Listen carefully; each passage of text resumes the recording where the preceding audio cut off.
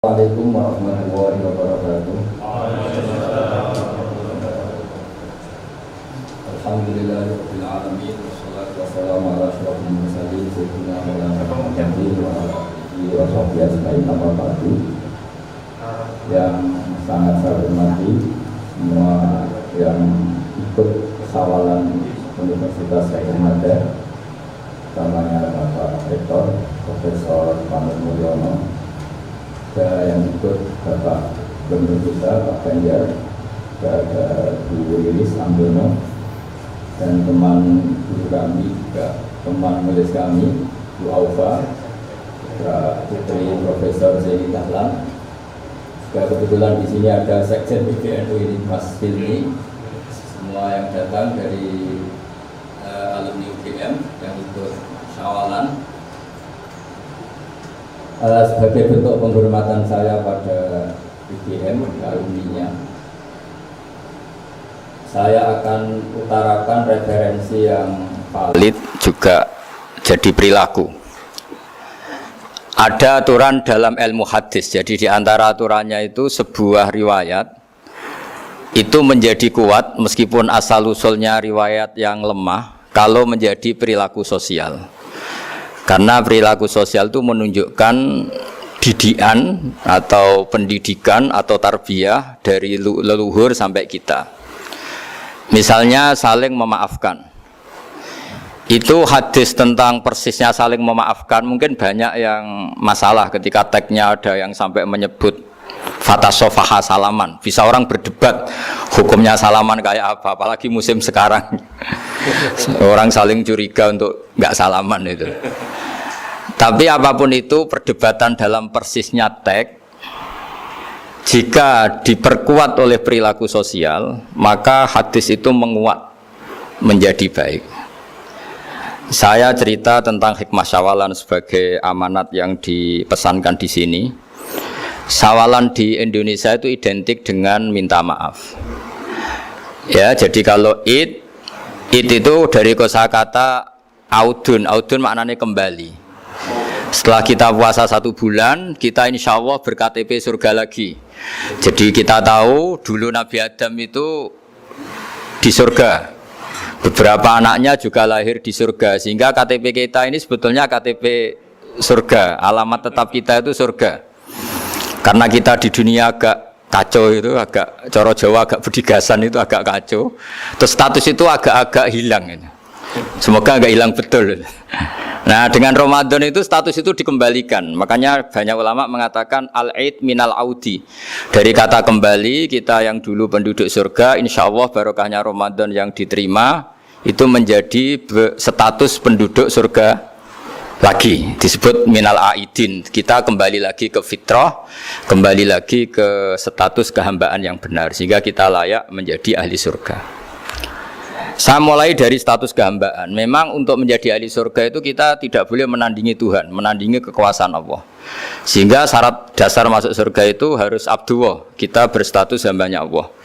Disebut fadkhuli fi ibadi. Masuklah dulu sebagai hambaku. Jadi kita berstatus sebagai hambanya. Baru setelah layak jadi hambanya, baru wadkhuli jannati. Baru berstatus layak sebagai ahli surga. Jadi status kehambaan ini kita mantapkan dulu. Jangan ada status lain kita di depan Allah kecuali status kehambaan.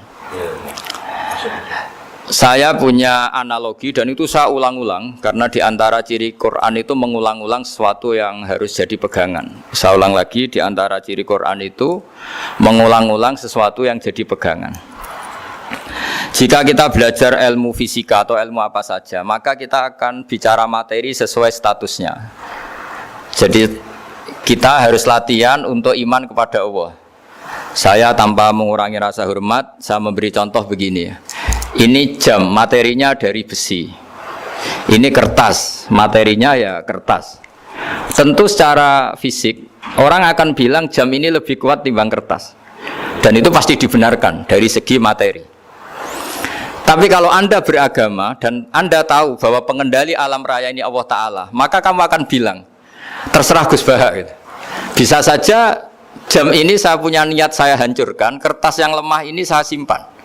Sehingga jam tangan ini 5 menit lagi saya hancurkan sehingga benar-benar rusak. Sementara kertas ini saya simpan sampai bertahun-tahun awet.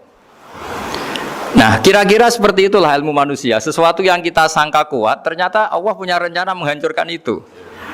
Dan yang kita sangka lemah, ternyata Allah punya rencana untuk mengabadikan itu. Nah, di sini pentingnya iman, lahu maqalidus samawati wal ard. Hanya Allah yang mengendalikan semua. Jadi jangan mentang-mentang kita punya ilmu bahwa materi besi itu lebih kuat timbang kertas, terus kita pastikan bahwa besi lebih awet ketimbang kertas. Kita sisakan satu keyakinan, terserah Allah, terserah pengendalinya. Nah itu agama, bilang terserah pengendalinya itu agama. Ya mungkin tadi aja problem sinyal, saya ulang lagi. Ibarat saya ini megang jam tangan, yang materinya dari besi. Ini kertas yang materinya lemah. Tentu kita akan bilang bahwa jam atau besi lebih kuat ketimbang apa? Kertas. Tapi Anda salah. Anda harusnya ngomong bahwa terserah pengendalinya. Bisa saja saya punya rencana menghancurkan besi ini sehingga 5 menit lagi hancur. Dan saya ingin mengabadikan kertas ini, saya simpan di tempat yang aman. Nah kira-kira agama itu bukan anti ilmu, sehingga agama boleh kamu mengatakan besi ini lebih kuat ketimbang kertas. Tapi harus kamu tambahi dari segi materi. Tapi kalau dari segi pengendalinya, maka kita jawab terserah Allah Subhanahu wa Ta'ala. Nah ini di sini pentingnya beragama. Jadi meskipun Mars itu kayak apa kuatnya, bumi, gunung kayak apa kuatnya, ternyata gunung yang kita kira kuat ternyata nyimpan magma yang potensi meledak. Yang gunung kecil yang kelihatan dari pasir kecil yang tidak berdaya ternyata nggak nyimpan magma, jadi nggak direncanakan untuk diledakkan. Itu, nah agama itu seperti itu yang disebut di surat Yasin misalnya Allah itu siapa? Biyadihi malakutu kulli, yang dalam kendalinya itu semuanya di alam raya ini. Sehingga di kehidupan nyata juga sama. Ada orang yang nekuni ilmu ekonomi, tapi miskinnya Masya Allah. Ada yang gobloknya Masya Allah tapi kaya. Ada kiai yang punya doa banyak, hidupnya biasa. Yang nggak punya doa kaya. Itu saya pernah baca di sebuah hadis qudsi. Ada riwayat begini. Nabi Musa ketemu Allah ditanya, limadha kata Allah, kenapa saya memberi rezeki orang yang bodoh? Ahmak itu orang yang bodoh sekali. Kadang tak ciptakan dia jadi orang kaya. Dan yang pintar ekonomi kadang tak ciptakan jadi orang miskin. Si Nabi ini tanya, kenapa ya Allah? Supaya dia tahu yang mengendalikan rezeki itu saya, bukan ilmunya dia katanya. Jadi banyak orang, misalnya kita yang pintar dipekerjakan orang yang nggak pintar, yang punya pabrik tidak pintar, mengerjakan orang yang pintar. Jadi ya kira-kira agama itu seperti itu. Sehingga dalam kita beragama itu yang paling ditekankan itu tawadhu. Tawadhu itu merasa sopan atau memang sopan betul. Kalau dalam Ihya disebut, sekiranya Anda tidak bisa tawadhu secara rasa, tawadhulah secara ilmu. Saya ulang lagi ya, sekiranya Anda tidak bisa tawadhu secara rasa, tawadhulah secara apa? Ilmu. Karena ilmu itu akan abadi. Saya beri contoh begini, saya ini kan misalnya kiai di kampung saya atau di kecamatan saya. Saya mungkin bisa merasa hebat karena saya tokoh di sini. Tapi pastikan sebelum ada saya yang bernama Baha ini, agama sudah jalan. Dan di daerah lain yang nggak kenal saya juga agama sudah jalan. Betapa tidak pentingnya saya di kawasan-kawasan yang nggak butuh saya atau di era yang sebelum ada saya. Nah dengan ilmu seperti itu orang pasti tawadhu karena dia tahu daerah yang nggak ada saya ternyata ya ada masjid, ada agama. Periode yang sebelum ada saya juga agama jalan. Sehingga kita tidak kumo luhur, wah kalau nggak ada saya agama nggak jalan. Zaman Wali Songo tidak ada saya agama ya jalan. Ekonomi juga gitu. Kalau Anda pakar ekonomi yang mensejahterakan rakyat, cara tawadhu itu kalau nggak bisa dengan rasa, dengan ilmu. Sebelum ada kamu banyak orang kaya, banyak orang yang nggak kenal kamu juga kaya. Banyak periode yang saat itu udah ada Anda juga kaya. Berarti Anda ini tidak siapa-siapa. Makanya saya pernah didatangin seorang profesor, ini kisah nyata. Gus, sebetulnya saya dengan bapak saya itu pinter mana? Bapak saya itu tidak tamat SD, tapi saya bisa profesor. Saya ini profesor, anak saya naik kelas saja sudah senengnya bukan main. Artinya ini orang bodoh bisa menciptakan orang pinter, yang orang pinter kesulitan menciptakan orang pinter lagi. Nah, kalau kita tidak bisa tawaduk secara rasa, tawaduklah secara ilmu. Ikhlas juga gitu, saya sering ngajarkan ikhlas di beberapa kesempatan ngaji. Kalau Anda tidak bisa ikhlas secara rasa, ikhlaslah secara ilmu, pasti bisa, bukan mungkin bisa, pasti bisa. Secara ilmu, makanya di Quran disebut fa'lam annahu la ilaha illallah. Ilmu, fa'lam itu dari kata ilmu. Saya beri contoh, saya mulai kecil sampai sekarang saya sekitar umur 50 tahun. Mulai kecil sampai sekarang itu ya bilang kalau kertas ini putih. Itu ya ada yang gaji, ada yang bayar, tapi saya selalu bilang kertas ini putih. Yang hitam ya saya katakan hitam, yang merah saya katakan merah. Kenapa? Karena itu fakta. Saya ulang lagi, karena itu fakta. Sehingga saya untuk mengatakan putih tidak perlu ada yang bayar. Sehingga ketika kita latihan sholat, latihan ibadah, dan mengakui Allah itu sebagai Tuhan kita akan malu. Loh, faktanya Allah itu kan Tuhan. Mau mengatakan fakta kok minta upah, ini gimana? Kita mengatakan Allah Tuhan itu sama dengan mengatakan kertas ini putih, sama-sama itu fakta. Sama seperti saya mengatakan Pak Jokowi itu presiden kami, itu kan fakta. Masa nunggu kalau dikasih BLT katakan presiden, kalau enggak ya enggak. Itu kan ribet jadi. Pak Panut misalnya rektor UGM, mbok saya enggak digaji di sana atau enggak kerja di sana, bilang kalau beliau itu rektor. Pak Ganjar gubernur Jawa Tengah, mbok saya dikenal apa enggak ya beliau tetap gubernur. Lama sekali kita mengatakan fakta itu ikhlas. Ikhlas itu artinya enggak minta apa-apa, karena kita ingin ngomong sesuai fakta. Nah Allah Tuhan itu fakta gitu. Nah kenapa untuk mengatakan Allah Tuhan nunggu? Bahak, saya ini Tuhan kamu. Ya nunggu dulu Gusti, kalau engkau masukkan kami ke surga, engkau Tuhan, kalau enggak ya enggak jadi. Tidak bisa seperti itu, ya Allah tetap Tuhan. Nah, kalau Anda tidak bisa ikhlas secara rasa, ikhlaslah secara ilmu. Ilmu ya tadi kita akan selalu bilang yang putih, putih, yang hitam, hitam. Makanya ini pentingnya ilmu. Tawaduk juga gitu. Kalau Anda ditakdir orang yang GR, yang gede rumongso, ditakdir orang yang kumo luhur, secara rasa bisa dilawan secara ilmu. Ada periode di mana sebelum ada kita yang kaya ya banyak, yang dapat hidayat ya banyak, yang terpelajar ya banyak. Ada daerah yang nggak kenal kita, nyatanya pendidikan di situ jalan, sistem sosial baik. Betapa tidak pentingnya kita. Nah ini nanti memaksa kita atau melatih kita untuk tawaduk.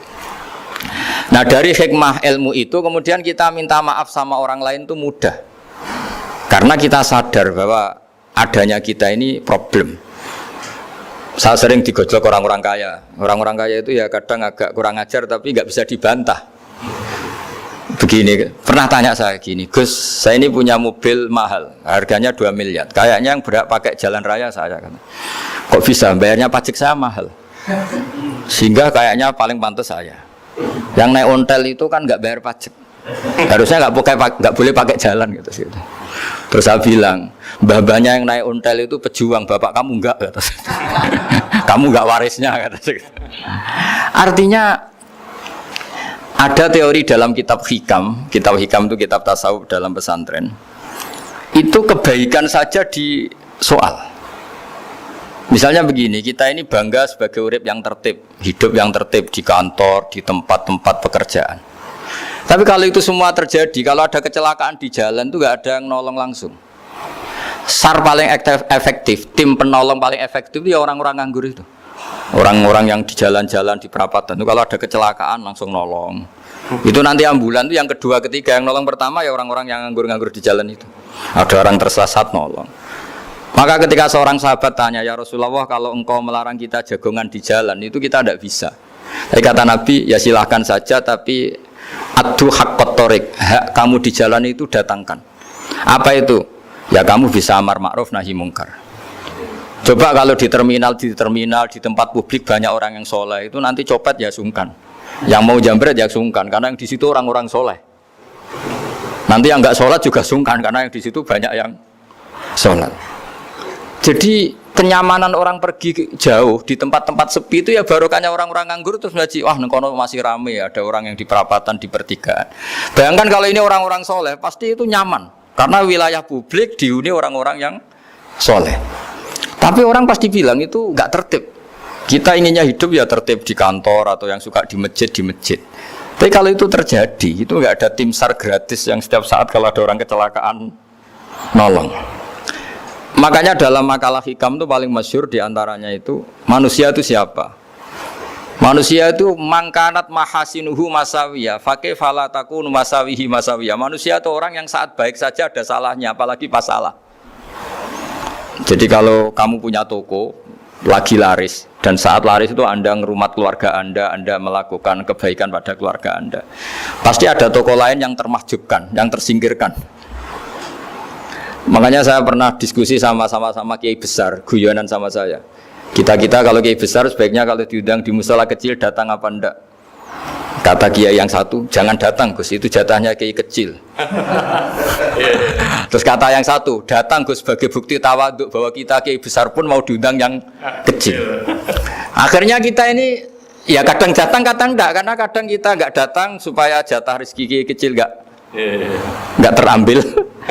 Kadang ya mau datang supaya dikira tawaduk. Makanya kalau seorang profesor sering turba di bawah itu ya kasihan yang S1 SPDI itu kan nanti enggak jadi bintang kalau profesornya sering turun. Kalah terus itu. Jadi kadang-kadang itu orang itu harus berpikir secara ilmu, jangan rasa terus. Jadi itu ilmu. Jadi semua yang kebaikan yang kita lakukan itu secara ilmiah bisa diperdebatkan. Ada orang senang ngomong serius supaya bangsa ini maju. Tapi bapak saya itu pesan saya, kamu kalau ngiyai itu jangan sering ngomong serius kan. Masyarakat sudah capek mikir utang, mikir keluarga. Udah gitu sowan kiai dijak ngomong serius lagi nanti capek kan. Sehingga kiai-kiai dulu itu kalau ketemu orang ya guyon terus. Karena tahu masyarakat sudah capek. Sudah banyak yang takut tanggal kredit gitu. Sudah takut tanggal kredit, takut problem sowan kiai diancam neraka lagi, itu kan ketakutan berkali-kali. Jadi makanya ini kan kebaikan itu dievaluasi karena kita tidak nabi, tidak wali. Jadi kalau kata hikam itu apa yang Anda kira baik itu ada masalah, apalagi sedang masalah. Saya sering cerita ada orang suami istri harmonis sekali. Itu tanyakan ibunya, pasti mulai gak peduli dengan ibunya karena terlalu harmonis dengan istri. Oh itu pasti bukan mungkin lagi. Jadi jangan tanya istrinya, tanya ibunya. Oh jok nikah lupa saya, ngalor ngidul sama istrinya. Tanyakan temannya, wah itu jok nikah lupa temennya. Tapi yang baik sama teman, tanyakan istrinya, jatah belanja untuk ngopi. Ya begitu terus itu. Jadi siklus sosial itu. Nah di sini pentingnya saling minta maaf karena dalam kebaikan kita pasti ada kesalahan. Ketika karir kita baik di pemerintahan maupun di kampus, pasti dengan sendirinya ada yang agak tersingkirkan. Meskipun itu sudah hukum alam, tapi apapun itu kita harus minta maaf. Makanya banyak, saya sering cerita berkali-kali, dulu itu ada dua nabi yang seangkatan. Itu luar biasa debat ilmiahnya, tapi debat baik. Mulai dulu ya ada polemik itu ya mulai dulu ya ada. Yang Nabi Yahya itu suka berkawan orang-orang soleh. Kalau ditanya kenapa kamu berkawan orang-orang soleh, ya enak lah, karena berkawan orang soleh.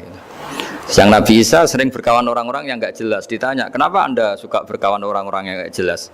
Innama ana tabibun udawil mardo.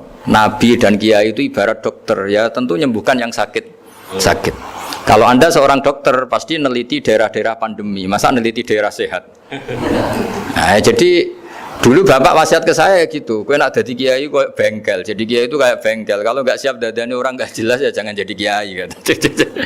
Itu ya, tapi kan masalahnya kita sendiri solehnya pas-pasan, takut terkontaminasi. Jadi yang jelek bukan jadi baik, kita yang baik jadi jelek.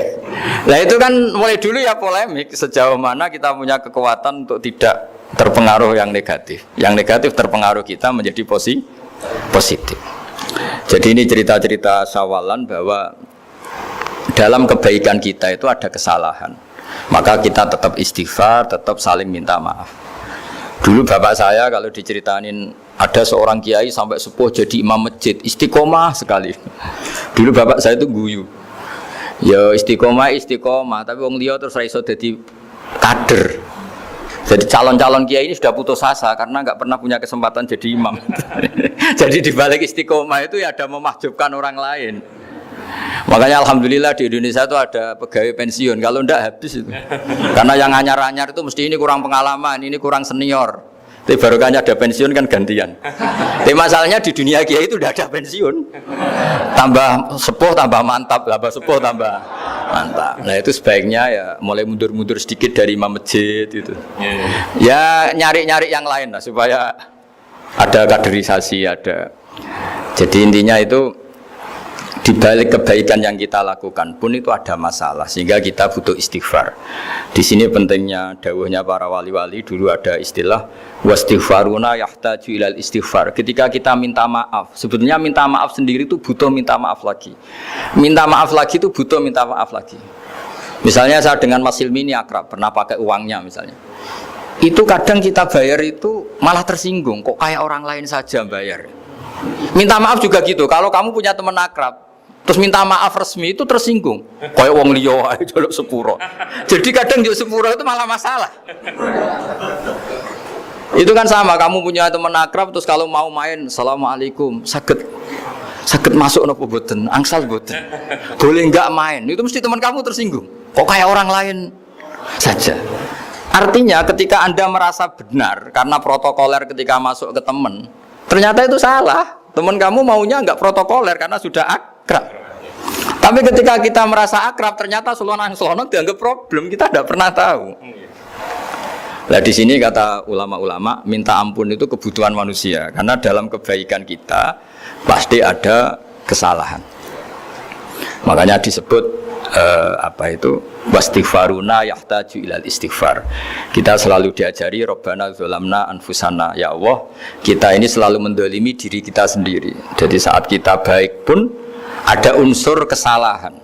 Yaitu tadi, kalau Anda jadi orang pasti ada yang termahjubkan. Kalau Anda kiai besar atau profesor atau pejabat turun ke bawah, ya kalau gubernur turun terus ya bupati gak jadi bintang kan. Kalau saya kiai besar misalnya turun terus ya kiai kampung itu ya sekasian. Saya pernah diundang Manakipan tidak datang itu kiai kecil bilang matur nuwun Gus gak teko. Aduh iwake gak untuk saya katanya. Barokahnya saya ada. Itu lucu ya, matur nuwun betul. Matur nuwun Gus jenengan gak dugi jadi. Akhirnya jatah besarnya untuk saya. Nah, tapi yang punya rumah komplain. Gus tak udang ora tau teko PP aku wong cilik. Aduh. Nah ini saya harus mendahulukan versi Sohibul Bait yang punya rumah apa versi kiai yang termahjubkan. Artinya pilihan apapun saya harus istighfar karena ada saja unsur salahnya. Ya makanya ini kan, makanya ya saya minta UGM juga saya sering undang saya terus, nanti dikira karena kampus besar Gus Bak mau juga keliru lagi. Kalau 1-2 kali mungkin boleh, kalau keseringan ya gak boleh, nanti itu dikira saya maunya hanya sama kampus besar, padahal saya sama RT ya sering datang juga. Nah ini yang terakhir saya bacakan teks otoritatif sebagaimana janji saya. Kata Rasulullah SAW di sebuah hadis, ini terakhir nanti supaya nggak lama-lama saya juga punya wadhifah. Ada orang itu punya hutang itu ya hutang, memang hutang. Singkat cerita orang itu tidak bisa bayar sampai akhirat. Dan aturannya Allah, orang yang punya hutang tidak bisa bayar ini harus diaudit, harus diselesaikan di akhirat. Kalau tidak bisa diselesaikan di dunia, diselesaikan di akhirat.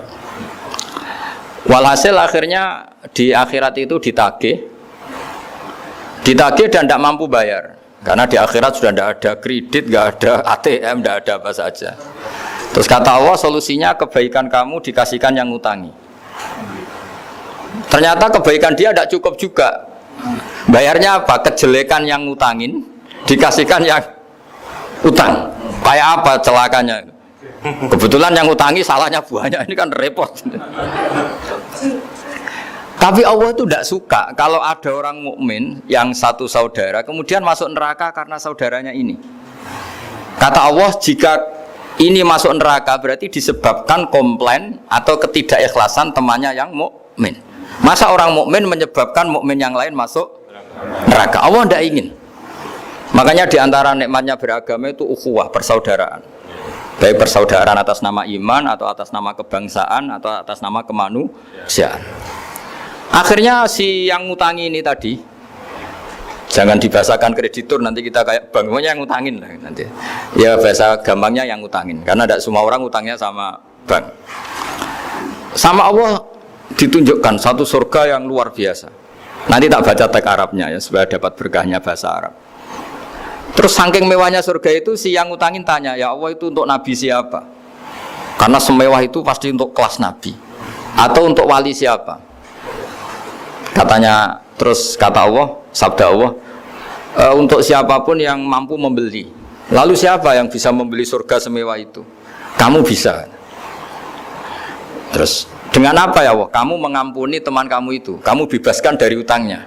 Nanti tak kasih surga itu. Terus akhirnya sama Allah, kata orang itu, ya Allah saya bebaskan. Ya sudah, kamu berdua masuk surga. Karena Allah tidak ingin ada kasus aneh.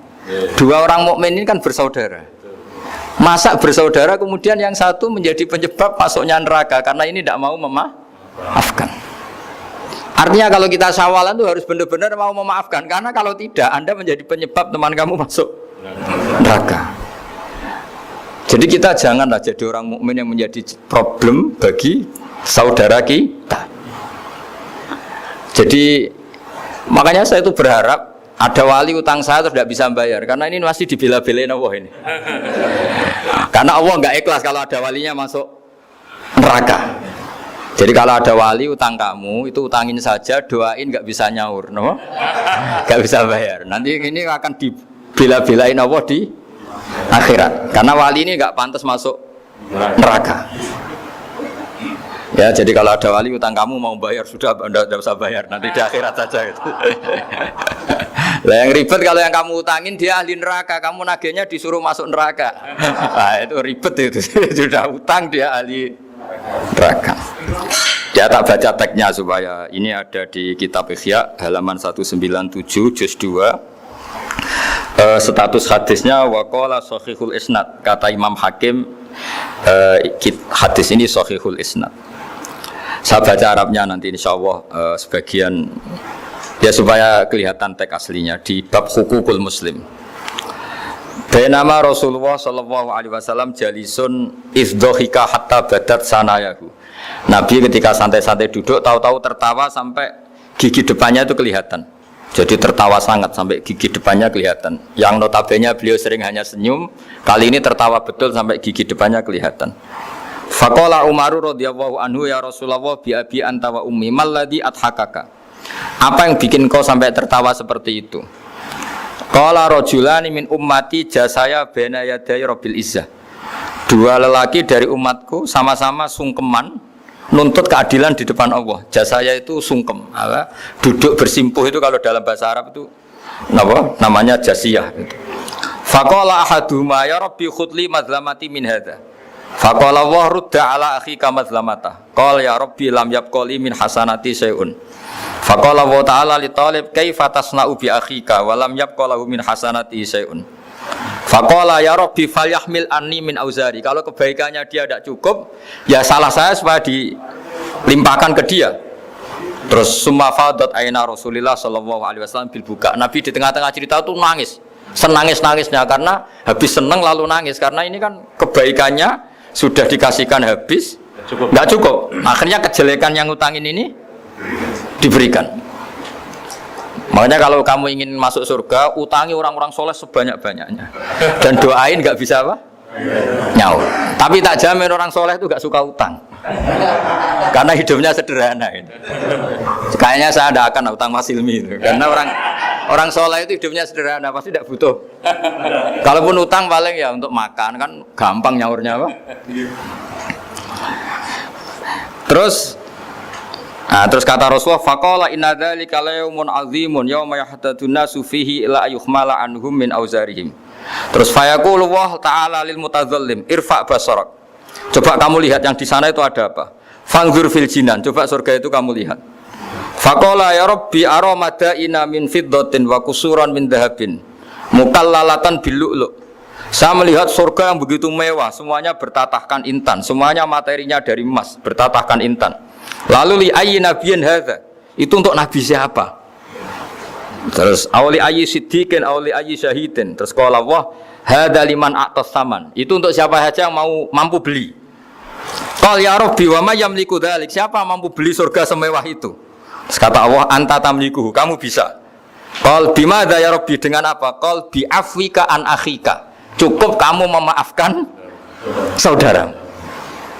Jadi kalau maafkan tidak pakai uang itu kurang seru. Yang seru itu punya teman utang 1 juta dimaafkan. Jadi memaafkan paling seru itu maafkan apa? Utang. Kalau maafkan sama-sama salah miso apa itu enteng itu. Ini yang seru itu teman punya utang 1 juta kamu itu seru itu. Tapi nanti aja di akhirat itu, nanti sudah ada di akhirat itu. Ya nanti notanya di bawah kalau gitu. Ya, bi afwika anakhika. Jadi surga semewah itu maharnya atau harganya cukup memaafkan saudara kamu. Terus qala ya rabbi qad afautu anhu. Sudah Gusti, sudah sekarang saya maafkan. Fayaqulu wa ta'ala khud bi yadi akhika fa'adkhilhul jannah. Ya sudah sekarang kamu berdua sama-sama masuk surga. Karena ini orang soleh, enggak pantas masuk neraka. Yang punya utang ini enggak pantas masuk neraka. Nah ini yang ribet kalau yang utang ya ahli neraka, yang utang ya ahli neraka. Ngapain debat utang? Wong kamu sudah ahli neraka. Hanya tanpa kasus utang pun sudah jatah neraka. Ini ribet kalau ketemu orang-orang yang jatahnya ada di surga. Cuma qala sallallahu alaihi wasallam, ittaqullaha wa aslihu dzata bainikum fa innallaha ta'ala yuslihu bainal mu'minin yaumal qiyamah. Jadi di antara proyek besar Allah itu menjadikan orang mukmin itu bersaudara dan saling memaafkan. Itu sampai akhirat proyek itu masih dilakukan Allah. Maka ketika di dunia kayak sawalan ini usahakan saling memaafkan karena keinginan Allah sampai akhirat pun seorang mukmin itu saling memaafkan. Ya, jadi ini sebagai penghormatan saya pada teman-teman alumni UGM juga semua muhibbin, semua yang memanfaatkan ngaji ini, bahwa kita harus berjiwa besar untuk saling memaafkan. Ya, saya kira demikian dan mohon maaf. Assalamualaikum warahmatullahi wabarakatuh. Bismillahirrahmanirrahim. Ahmaduka ya ghafuru ya syakuru masalli wa sallim wa barik ala sayyidina Muhammad wa ala sahbihi wa barik wa sallim asma'in. Allahumma ya wa ij'alna mutawadina fika mutahabina fika mutabadilina fika waj'alna ya Allah mimman yakhdumu dinakal qawim. Allahumma inna la dzikrika wa syukrika wa husni ibadatik waj'alna ya Allah aminin mutmainnin alladzina la khaufun alaihim wa lahum yahzanun. Ighfir lana dzunubana wa li ikhwanina ya Allah liman ajra hadzal khaira fi hadisah wa li abaina ummatina masyayikhina wa dawil huquqi alaina ya Allah ya Allah ya Allah ya Allah ighfir lana wa lakum ya Allah ya Allah Allahumma yassir wa la tu'assir wa yassir wa la tu'assir wa yassir wa la tu'assir Allahumma rzuqnal yusra wa jannibnal usra ya Allah waj'al baldatana ya hadhi baldatan aminatan rakhiyah ya Allah ya Allah mu'afah min kulli bala'id dunya ya Allah akhirah Rabbana atina fid dunya hasanah fil akhirati hasanah wa qina adzabannar. Wassallallahu ala sayyidina Muhammad wa ala sahbihi wa baraka sallam. Subhana rabbika rabbil izzati amma yasifun. Salamun alal mursalin. Alhamdulillahi rabbil alamin.